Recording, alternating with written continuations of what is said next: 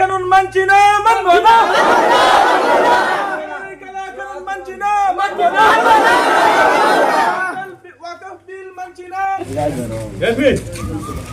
আজকে আমরা জুমার নামাজের পর আমাদের স্থাবর অস্থাবর সম্পত্তি, যে সম্পত্তি আমরা ওয়াকফ সম্পত্তি বলিয়া গণ্য করা হয়, আমরা আজকের এই জুমার নামাজের পরে প্রতিবাদী সভার পর আমরা ভারত সরকারকে দাবি জানাচ্ছি যে আমাদের এই ওয়াকফ বিল বাতিল করতে হবে, নইলে আমাদের আন্দোলন চলবে।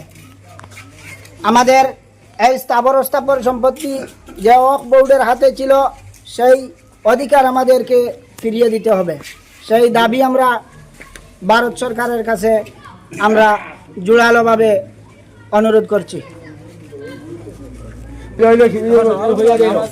জোরালা উত্তর বান্দরকুনা থেকে আমরা ভারত সরকারের কাছে আমরা আবেদন করিয়া যে ওয়াকফ বিল যেটা হয়েছে এটা আমরা মানছি না, মানব না, এটা খালা কানুন। অথচ আমরা সংবিধানের উপরে আস্থা আছে, আমরা সংবিধানের উপরে চলি।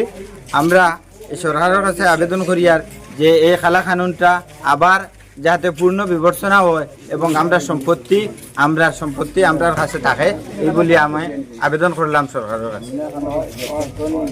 মানবো না। ওয়াকফ বিল মানছি না, মানবো না।